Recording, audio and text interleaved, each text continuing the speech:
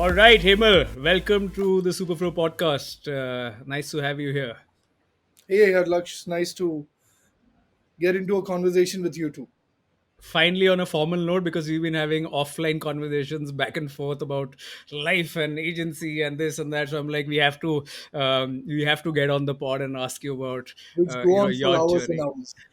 Yeah, yeah. I mean, I think if anybody knows me in real life, they just know like it's a very normal thing. So, uh, cool. So let's get going with this. Tell us a bit about who you are. How did you get started? We know that you're an agency owner. OctoBuzz is like your baby, and but it's not always been like that. So how did you come around to where did Hemal start from, who he ultimately joined some place, or did he like start up directly, or like what's the background story about your entire journey so far? I just completed my MBA in marketing from Pune, and uh, while I was studying there, I remember this interesting thing which defined the way I started doing things. Was I remember before the first semester examination, it was just few days for the examination. I gave my mother a call and said, "Hey, mom, I want to come back, and I don't want to go ahead with education." And she asked me why. I answered in 2 points, kind of. The one out of 10, very few teachers were really interested and passionate about teaching, had that kind of industry experience. And second was basically, I literally am not kidding. There were 350 students. I literally did a small survey with everybody and came to know that they were there majorly for a job, a package, various different things. In fact, they did come and answer who said they were there for dowry also. Sure. And uh, I mean, I felt like an outcast. I felt I don't belong there, and I said, you know what, I have to run away. And that's where something interesting happened. My mom said, if you picked up something, don't look back. If you started something, complete that, and also figure out what are you interested in. And I found a few really good marketing professors with who were really passionate about marketing, and that's where the whole romance with marketing and the unknown began there. So the story began with, like, I've completed my education in marketing, and post that I basically uh, got into this company called Freedom Financial Planners. So a very small startup. It was I was the fourth employee there.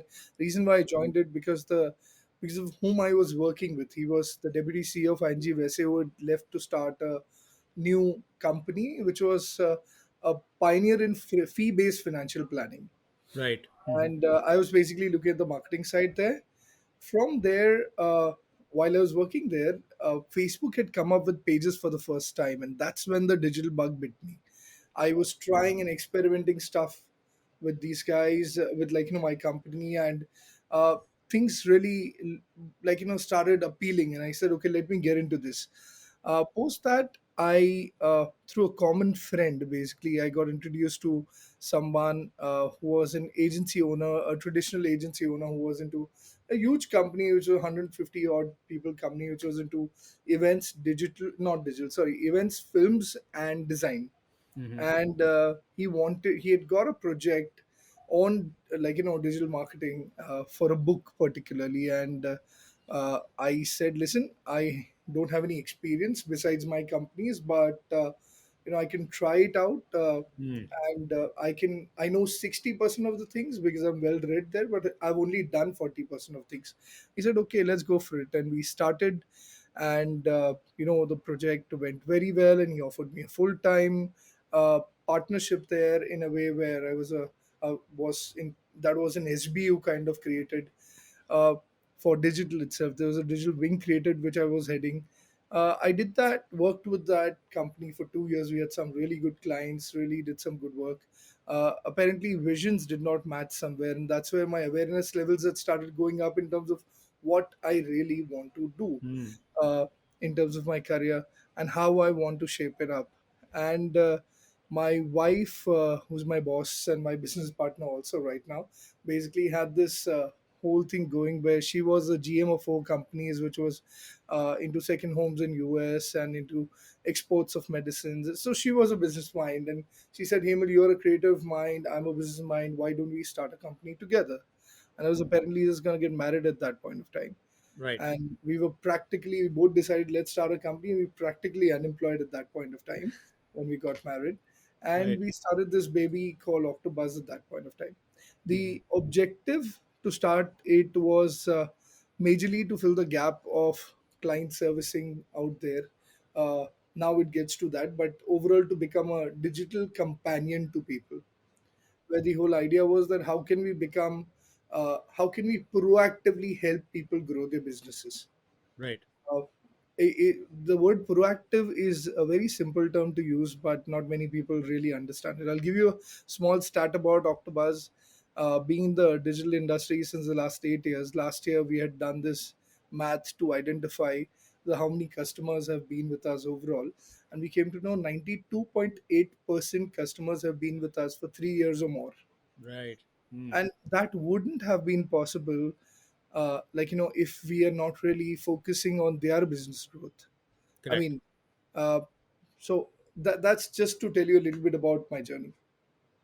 That's pretty cool. I like how you sort of simplified it and you gave us like a very and actually pretty straightforward one. Mine is a bit more complicated, but I like your simple way of like you've gone about it. And the so of course I've also run a bit of an agency, and I'm like, okay, so let's speak a bit about like the agency experience, right? So Right. how different has it been for you in terms of the early agency and the agency that you've created?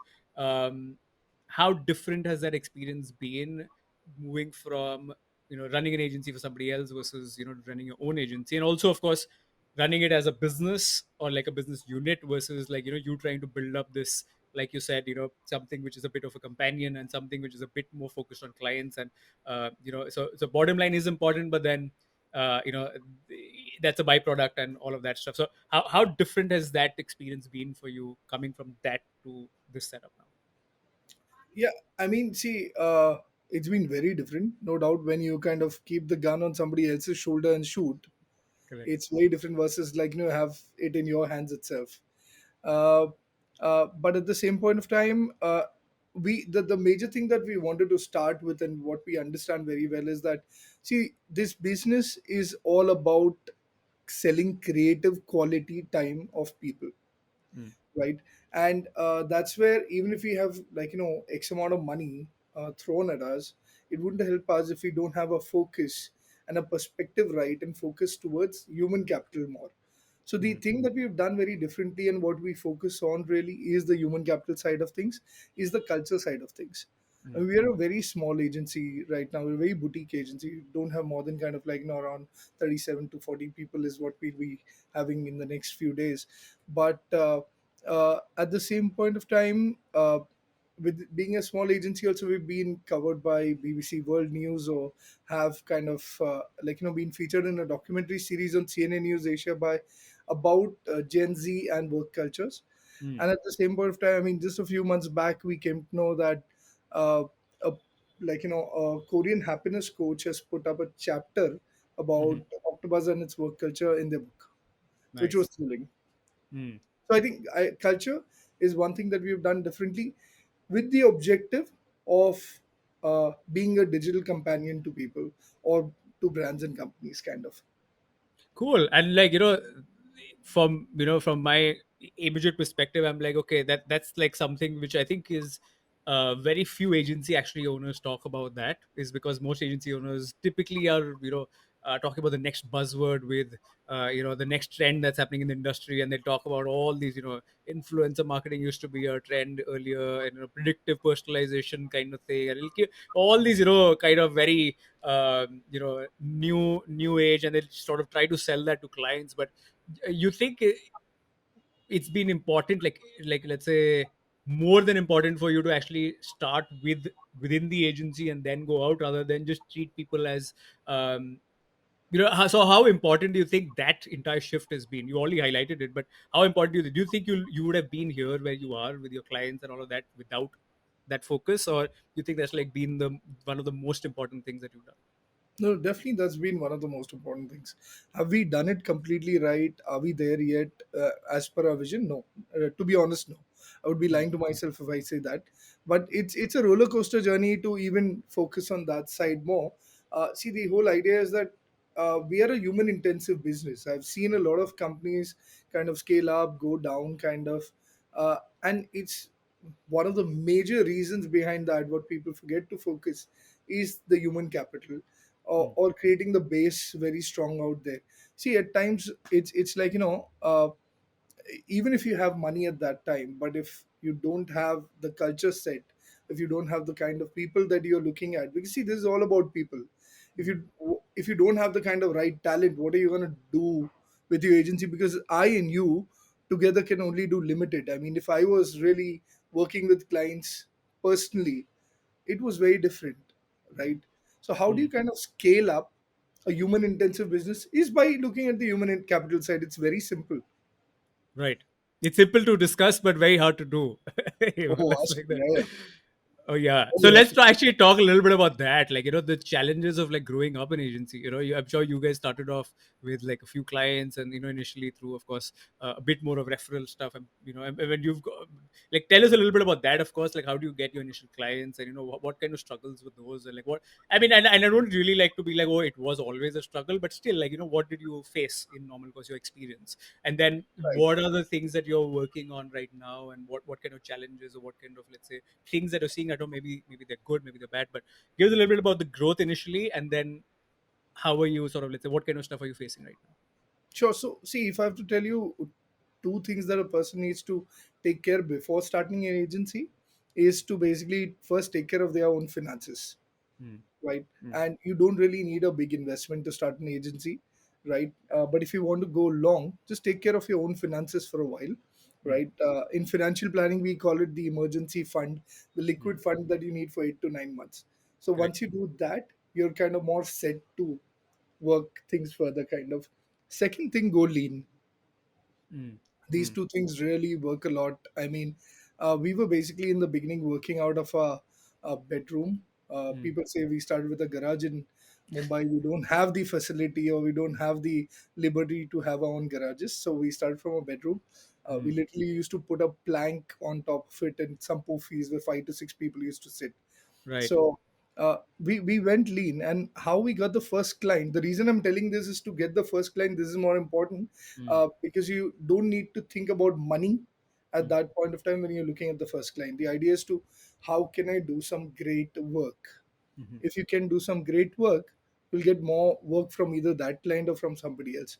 Till now, we have never done ads to kind of, or mailers or anything like that to attract customers.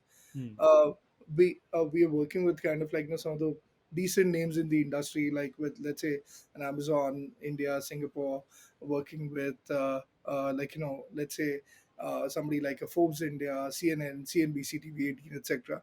mhm, And all of them have literally come through word of mouth and mhm, referrals. So the same thing sticks. You proactively work to grow their business. Either somebody will see or somebody will talk about it, and that's how we've grown. So even getting the first customer, I'll tell you, one of our first customers was Disney India, mhm, and as a brand. And they basically came where we were only a 3 people agency, mm, and we kind of won a pitch out of 8 agencies literally, and some mhm, of them were like really big. I don't want to name them, but some of them were really big, and we won that pitch out.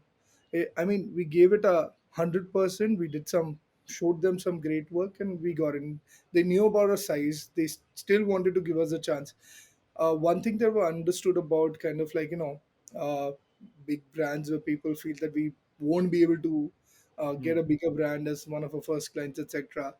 I feel that's completely untrue. You can, I beg to differ, let's say, otherwise there, that you can kind of, uh, if you show some great work and show great capability where you can deliver, mm. um, that's fine. I think they can see through that passion and that practicality of capability too. So So it you works. think it's sometimes it's an advantage as well if you're a smaller team, because you're seeing a little more senior faces versus, let's say, where in larger agencies typically a younger team would go and less experienced team would go, because there's so many accounts to manage that you're effectively having an account manager which is maybe having 1 or 2 years of experience versus people coming in like yourself and like the founders or the partners coming in and actually pitching. Do you think that, like, that's actually an advantage versus the way people look at it. In the beginning, yes, definitely yes. Mm, mm. And, Okay, and so plus because what happens is that sure. they get good work at Mm, lesser price by the mm, right kind of people. right. What more do you want? Yeah, I mean, like I think a lot of agency owners do feel like though they need to like sort of let's say show that they're big, whereas I mean, like you're saying, like it's your experience and your story itself is like further from the truth because there are, of course, there are situations where you need that as well, but but like you said, you were able to sort of get across and instead of trying to show that you're big, you said okay, you were upfront and said okay, listen, you know what, this is the size that we're at, but what we can probably bring to the table versus let's say somebody else is like you said, the work, the attention detail, passion, all of that stuff, Yep. which is slightly And in a difficult lesser to price. find. Sorry. And in a lesser price.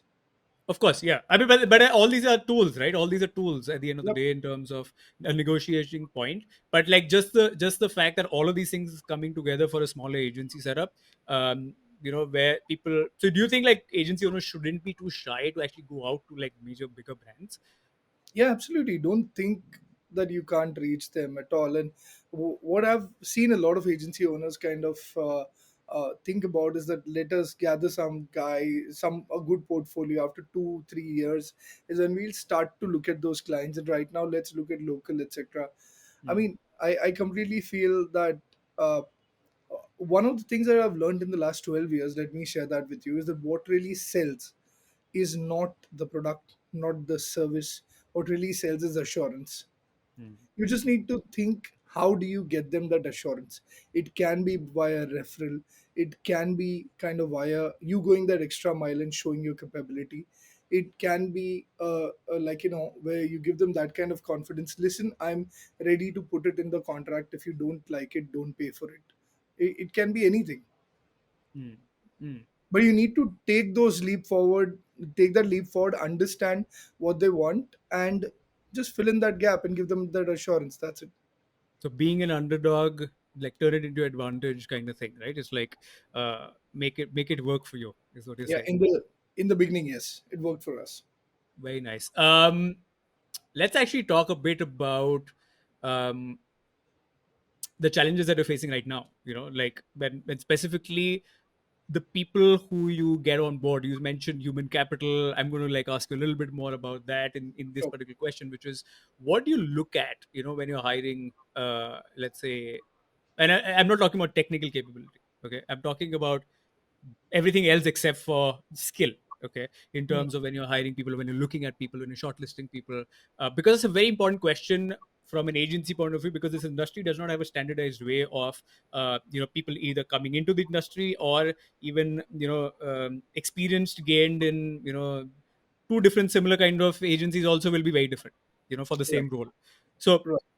how do you approach all this in terms of, like, you mentioned it's important, but like give us a little more, like what do you look at overall as when you're looking at people? Sure. So I'll tell you exact. I'll first answer your question, then expand more into the human capital side. Sure. So to tell you about what do I really look at people, there are two things. One is character and competency, and then Mm, overall the circle of, is the person a culture fit?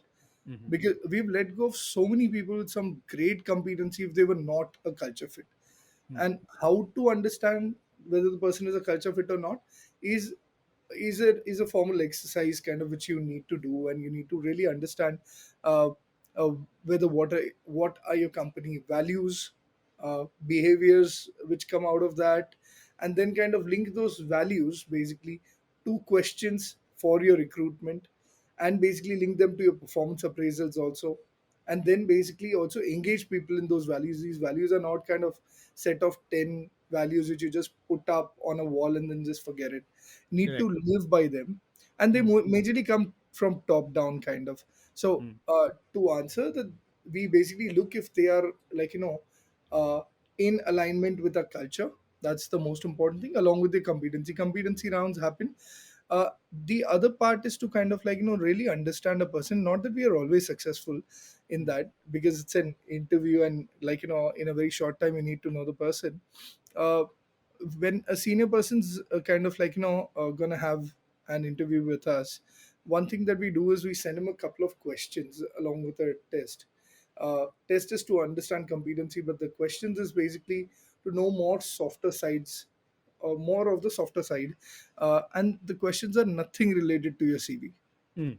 Mhm. They are more about, let's say, your competencies, but in a softer manner. That how do you manage these kind of situations and stuff like that. When a Mm. person answers that, we come to know more about the person rather than about his skills only. Mm. And then once anybody, whether a senior, junior, whoever comes on call, specifically, like, the final interview, I'm the gatekeeper. So when they Mm. come on a call with me, the first thing I tell them that, listen, it's not an interview, it's a conversation. Yep. We both are into sort hot seats. Okay, you need to find out whether kind of we are the right company for us, for you, and we need to find out if you're the right fit for us. Mm. And I mean, even if you take it as an interview, the word interview itself, if you break it, it says interview, Mm. right? So that's how we begin with. We try to have a very open conversation. We have this value at OctoBuzz called, which is bold honesty, Mhm. and we try to take them through that value in the beginning, in the first 5 minutes of the interview itself, where we tell them that, listen, what bold honesty means is going beyond honesty. It's not normally being honest. It's bold honesty to the point where you don't want to hear what I'm about to say, but it's important for the growth, or to understand where we are, or Right. to make this Something like candor basically is that a right. lot of people Let's say yes. use as a word. All right. Interesting. So I normally don't like people gaming the interview process because that becomes a little bit of a like cheat code. But um, what do you think? Like, how should people, like, how should talent basically approach? How should people, like, if somebody out there is looking at joining an agency, and of course all kinds of agencies are different and all Right. selection procedures are different. But what do you think? Like, is what have you seen so far in terms of like candidates really just standing out, or like I don't want to go into attributes because I think that's a very that'll be too micro, sort of detailing into the game. But generally, do you feel they can do a bunch of stuff which can actually help them, um, and help the agency owners also sort of spot the right kind of person? Because we see so many people who looks all similar, because when you look at the CV, Yeah, the yeah. CV looks similar, the experience is similar, the brands they work with is similar, but then we really have to do a lot of digging to figure out. So do you think like candidates can make it much better for themselves and the agency to sort of make this process much better for each other? So, like you said, I won't get into attributes, but there is this one thing that I particularly look for. There are a lot of candidates who come and say at various levels, okay, you won't believe at very senior levels also, they come and tell this answer, why are you here? I'm here to learn. I'm saying, Yeah, yeah, give me my fees. yeah, Where are my yeah. fees? Because Right. understand, we're not a university, we are a Mm, company. mm, Okay, and we believe in learning absolutely. Your mm. growth is paramount, but at the same point of time, contribution to the company also is paramount. Right. And Mm, what we basically look at is, let's say, a person A, if he wants to learn and earn, okay, versus a person B who wants to learn, earn, and at the same point of time wants to take the company mm, from A to B, mm, mm. right? Whom would we prefer? We'd basically prefer the person B who wants to take the company from A to B. That's Right. the person who's gonna learn, earn much more. So Right. sorry. No, that's fine. We've also actually seen that with our kind of hiring. So, I personally invest a lot of time in the growth Right. of the people who join, whether it's an intern or whether it's a I mean, could be anybody who joins the company in any capacity. The goal is to sort of not just look at whatever is the work that needs to be done, but also, of course, work with them and try to figure out where they, because a lot of people don't know where they're going in their careers as well. So I do feel that giving them that clarity allows them to produce really good work, because it gives them some concrete direction. Yeah, so we also do that quite a bit, and I agree with you that when it comes to, like, in my experience as well over the years, that I always, of course, thought that okay, learning is what the game is at, and but then unless it's a win-win for both, right, I think then it's too one-sided, and it's just like, then we've discussed this before offline as well, that the person becomes bigger than the company, and then the problem is that the company then has to serve the client, or even service the client, and to do that you really have to have an approach where you're together, where you know exactly where you're going as a unit versus just one individual knowing where they're going. So 100% agree with you on that. So you do feel that that's something as an approach that people can look at, not just talk about it but actually do it, and like make a mind shift, or the approach with which they're coming into applying for a company should not just be one sided, but also like think What am I about the people giving? you're joining. Yeah, Sorry. how can you contribute? Hmm. Basically, that's the question. If anybody answers this question, how can I contribute to your company? Hmm. Hmm. Rather than why do I want to join your company or what is in it for me? It's Right. simply you're coming for a marketing job. Correct. Okay, Hmm. answer what's in it for the company, or how are you Hmm. going to contribute to the company, rather than kind of like, what do you want? Because that will be any which ways be taken care of. Hmm. Hmm. I think a lot of people approach this particular question in a way that, hey, they just leave the responsibility to the company, and that's one of the reasons why then you have middle management in most companies, then sort of forcing people to do the work, because it's like employees show up and they're like, hey, you're paying me the salary, I turn up for 9 hours, then you tell me what to do, and that's a very hands-off approach to, like, you told me to do 5 things, I've done 5 things, thank you so much. And do you think that gets exposed when you're a smaller unit much more and people don't realize it, versus, because I can tell you that if it's a larger company, that may or like maybe works to a certain point, but when you're a smaller unit, it's just a pointless way to look at coming to a company with just that approach, that I'm going to turn up here at from 9 a.m. to something, and now it's your responsibility to get tell me what to do and all of that. Do you think, like, uh, presuming that that's the case, okay, with most other companies, do you think that also makes your job more difficult because people are coming to your agency with that experience? True, but at the same point of time, I mean, if you identify them well, and you can most of the times make mistakes there also, Hmm. but once they come in, you kind of blend them in that culture. They Hmm. see that this is happening, they start doing the same thing. I mean, are we kind of 100% successful in getting people to think proactively for clients? No. Sure. But are we continuously on the journey to do that? Yes. And at Sure. least 50% of them then turn out to be like that. Can I go a little off and tell you a story? Please go for it. Right. So, uh, this is a story about Lord Vishnu. Okay. And he was in a court one day, and in his palace. And Narad ji walks in. And Naradji asks him that, hey, why do you have Garuda statue in every temple of yours along with you? Hmm. And why not me? Hmm. Because I'm as much of a disciple of yours as Garuda. Hmm. And at that point of time, like, a commotion happens outside the palace, and they hear some voice, something's broken. And Vishnuji says, Narad, just go outside and find out what has happened. Narji goes out and finds out that, like, there's a woman who has kind of, like, had some pots of milk which have fallen down. Hmm. And he comes back and reports that, hey, you know what, a woman was there, some pots of milk have fallen down. He says, oh, how many pots were there? Can you go and ask, how many pots were there? He goes out and he finds out, okay, fine. Comes back and says there were 6 pots. Then he says that, hey, you know what? A poor woman was going to the market. She's lost 6 pots. Can you ask her how much, the milk was for?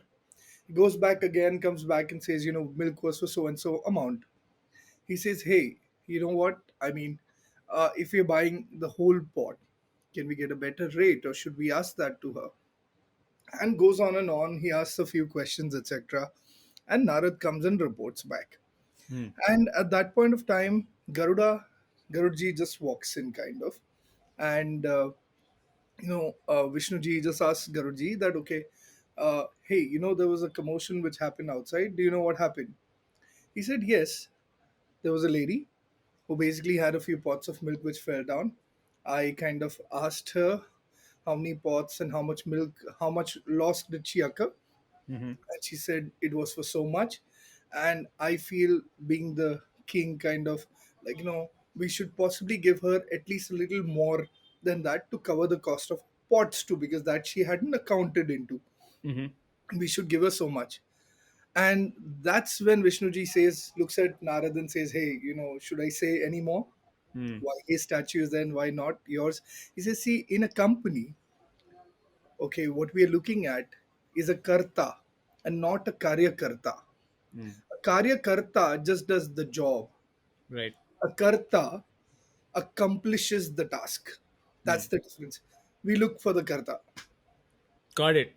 That's like nicely summed up for the whether it's somebody who's already a karta or whether it's somebody who's a karyakarta. I think you like summed it up pretty well. For all the people who like don't know what a karta and a karyakarta is, just like a volunteer versus somebody who like Abel said, it's like a somebody who accomplishes a task as a team member. So there's somebody who owns up to the Right. responsibility of doing it versus just somebody who's reporting back as or like being a volunteer to the situation. So very well put there. And you know that makes it interesting. But do you think like a lot of this then also spills over into clients, which is do they also, do you see this spilling over where I'm sure a lot of your team members or people who work with you, they also sort of, let's say, participate in conversations or even deliver services to clients, of course. Do you think that also spills over to that side where clients can also see that the kinds of people, the team, the quality of the team that's working with you versus maybe another agency? Do you think that spills over and is actually much more prudent to do it not just on the human capital side but also on the side of the client, so to actually deliver better and actually continue to retain that business? So, to be honest, there is a fine difference. Okay, but when you look at the result overall over a period of years, like I gave you that stat, you come to know that that actually works. Hmm. Hmm. Hmm. Okay, and we are boldly honest with our clients also when kind of like somebody's leaving. We tell them why, what happened. I mean, they just know that we are as brittle or as human as kind of like any other entity, Hmm. uh, and that pretty much works in the favor. But I'll give you an example. So we have this client called CNBC TV 18, Hmm. and we basically kind of like it was a brief given to us that like during their 20th anniversary, this is pre-pandemic, we had to basically create a campaign which was focusing the youth for CNBC, and at the same point of time change the perception that Hmm. CNBC is not equals to stock only but business also. Hmm. The Hmm. team went and kind of like thought of an idea, went for it, uh, and it didn't go through. uh, but the team believed in the idea and knew that that would really work well for the brand, and we went again. We tried to speak to the director itself, and then like most of the times kind of in agencies people would have given up by this. Hmm. Client ने Hmm. ना बोला चल उसको क्या चाहिए डाल दो. Client said no, what they want, let's put it in and give it to them. Hmm. They again kind of like they came to me and said, listen, this is an idea, can you come with us, we'll meet the director there, marketing head out there, and we'll go and pitch it together again. Okay, we understood what are the gaps, let us find out like how can we explain that better, Hmm. and we understood what is kind of like that they are apprehensive of might Hmm. go wrong or whatever. Hmm. Hmm. We'll figure answers to that also and go and pitch it again. We pitched that, and I mean it was something that they rejected twice. We got it done, they said yes to it. We did that campaign and kind of like got a record breaking amount of impressions. In fact, I can say talk about it because it's a case study already.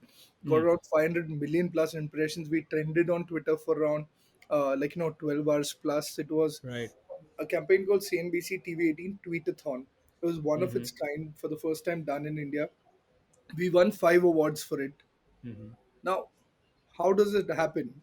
It only happened because the team didn't give up. They thought that this is right for the client. Okay, we proactively want to go and understand what is the gap, fill it up, convince the client for it, and take it further. Hmm. So Yes. that The is what changed things.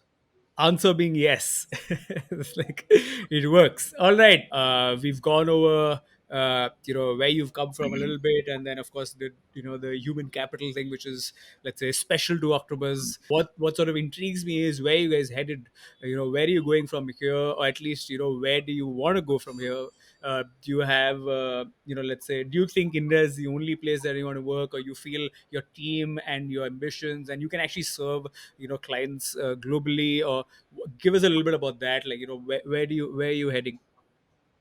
So we're basically trying to perfect, or let's say we were trying to perfect the foundation a little bit when it comes to human capital or various other facets also. So building the foundation is basically a journey. And what we're doing right now is that the objective is to establish India. We have certain clients abroad already, but Mm-hmm. now is the time to kind of take the agency abroad too. Mm-hmm. So how can we have kind of like, the markets that we are majorly looking at is America and North America to begin with. Mm-hmm. A lot of scope. We see a good gap there, certain places, to get some really good job done. Because we've worked with clients out there. I mean, we have a decent amount of clients from there already, and we are thinking that how can we make that market more bigger. I mean, it's always been like, a dream. We've seen a lot of agencies in India. Some of the top agencies are non-Indian, kind of are not Yes. Indian entities, Yep. and why not do the same thing and kind of like, put your flag there too. So Sure. that's the idea. That's really cool, and I think, yeah, 100%. Like you guys are running an agency that I wanted to run 4.5 years back when I started the agency. So I was like, I started with that thing where this is what we're gonna do: have Indian talent, and like the we and it actually you when you start talking to people here as well, the people who you work with and the team members and all of that, you start to realize that they're also excited about that. They really love that entire story, and they really want to work with clients abroad and all of that, and not just like fancy of working with clients abroad. It's just that they want to experience, and they feel that they're able to offer what the top notch industry sort of industry leaders are able to also offer, even if the work is at the level of, let's say, really top stuff in the US, or you see in the UK and all of that, which is brilliant. And I think that it takes like a little bit of leadership and a little bit of courage and all of that stuff for you guys to see it as well, because it's very rare actually, in my experience, because I've not been traditionally from the industry, for me to see or meet a lot of agency owners who think beyond the market of India. There's a lot of people who want to continuously keep on like fighting within that market, but very few are able to sort of, let's say, look beyond, just not on the ambition but also the execution. A lot of people outsource. They like approach it from an outsourcing angle rather than being present out there. So it's refreshing to see that you guys are looking at that overall. That's cool. Thanks. um Yes, and like, I want to ask, of course, about, there's no agency is complete without, of course, talking about services. And like, of course, one thing which is very clear is not every agency can do everything. Which, if you're a client listening to this, kindly make a note. And if you're an agency owner, kindly keep that on track as well. That there is a lot of specialization that goes into all of these things, and it's an actual skill. It's not like, okay, just hire a bunch of people. It's actual work with True. really really dedicated people. So how do you approach that, like in terms of your own mix within the industry? You mentioned performance marketing to me offline, that you guys all do a little bit, and then there's social and all that. But what's your mix like, and how are you approaching that? Because as more requirements keep on coming from the industry, it's very hard to say no, but it's also important to like balance that yes and no. What kind of services are you giving and not giving? True. So I started with this, that while we were doing SEO for OctoBuzz, Hmm. like my SEO exec basically told me that the manager told me that, hey, we should start with 360-degree digital marketing agency, and I said definitely not doing that. you know Yep. because we are Yep. not. I'm Yep. unabashedly telling that we are not a 360-degree agency.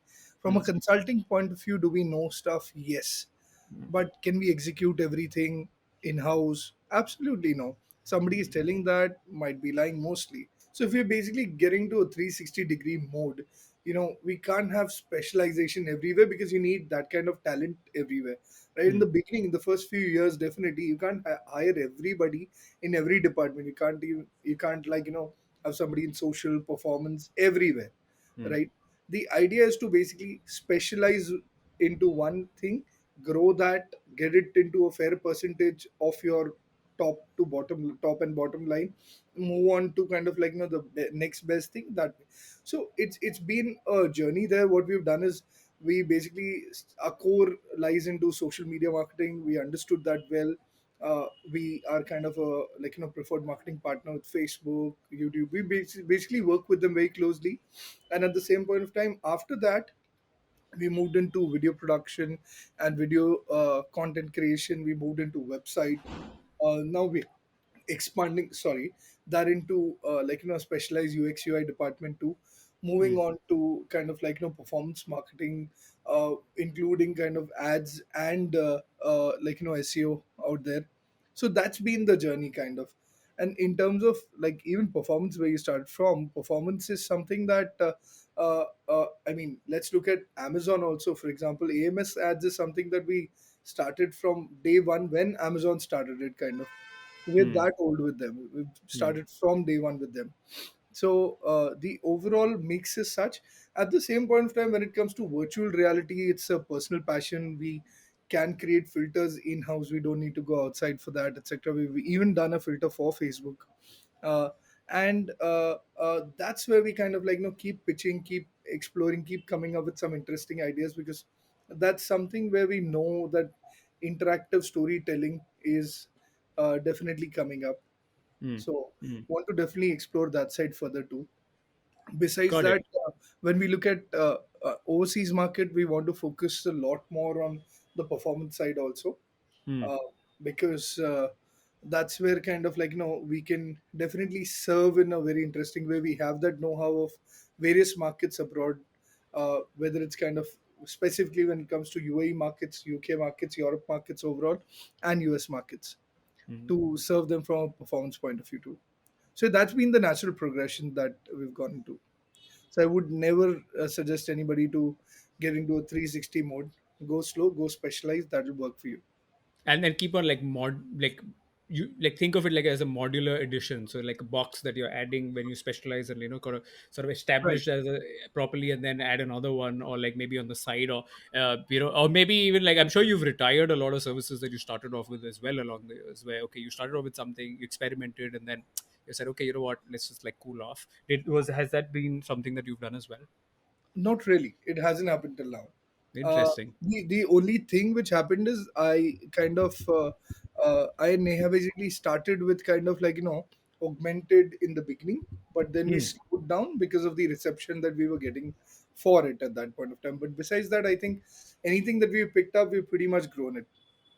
I think speaks volumes of like how you guys approach it. Like, yeah, I mean, like it's the people behind the show, making it work beyond just the category or specialization as well. I think that's a big one. All right, Abel, I think we've like gone over, from the beginning to like how you guys have like grown from all of this, and I'm sure anyone who's listening, whether they're future clients of yours or maybe current clients, or they're all going to take away a lot of stuff from it. Maybe other agency owners. This is like straight from not just beginning an agency, but also like stuff that's happening. One of the reasons why I actually called you on is because I thought that very less is spoken about this patch, which is there's a lot of discussions about agency owners that start off Yeah. maybe between like 0 to 10 lakhs, or like 0 to 5 lakhs a month or something, and then there are agencies, or like which are really top, like brand names, but there are very very few discussions that happen around this size, or this this journey in the patch in between.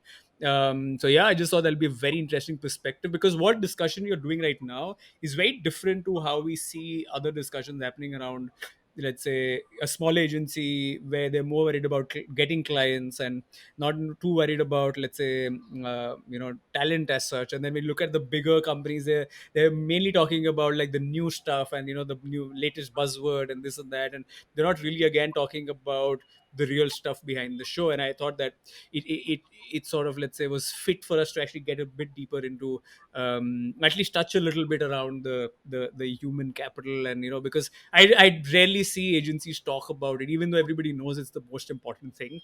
Rarely actually talk about that side of the game. Everything is just about influencers and platforms and next social platform and this and that. So it's refreshing to hear and like see and get your insight on that. Hey, glad that I could share. Perfect. Thank you so much. And yeah, looking forward to all your OctoBuzz success and around the world.